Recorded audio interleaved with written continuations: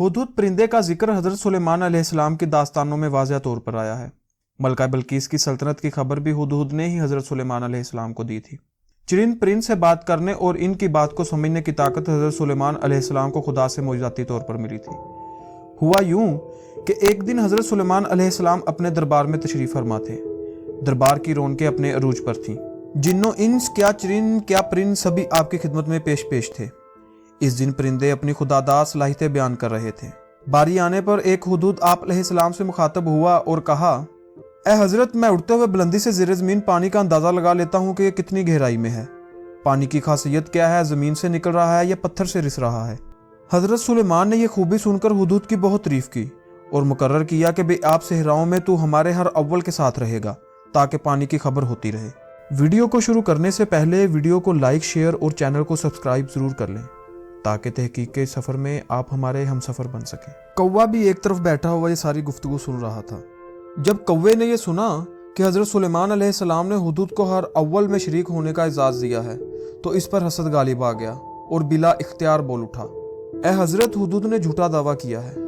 ये भला ये बताए कि अगर इसे पाताल में भी पानी की खबर हो जाती है तो इसे वो जाल क्यों नज़र नहीं आता जिसे शिकारी इसे फांसने के लिए लगाता है। कौवे और हुदहुद की ये गुफ्तगू सुनकर पूरा दरबार इनकी तरफ मुतवज्जा हो गया। कौवे के इस सवाल ने सबको सोच में डाल दिया। अब हुदहुद की बारी थी।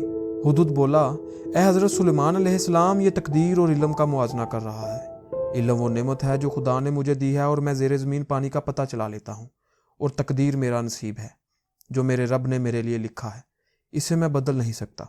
यही वजह है कि मैं शिकारी के जाल में फंस जाता हूँ। हुदहुद की बातों में सच्चाई थी। खुदा ने तकदीर के कुछ ही पहलू इंसान के हाथ में दिए हैं। इंसान मेहनत से अपने हालात बदल सकता है, अमीर से गरीब हो सकता है, लेकिन अपनी मौत का वक्त और जगह नहीं बदल सकता। इंसान कितना ही आलम फाजल क्यों ना हो, तकदीर इसको घेर कर मौत से मिलाने के लिए ले ही जाती है।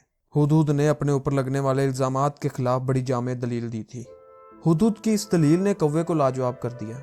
इस पर हज़रत सुलेमान अलैहिस्सलाम तमाम दरबारियों से मुखातब हुए और फरमाया, बेशक हुदहुद अक्ल और इल्म रखने वाला है।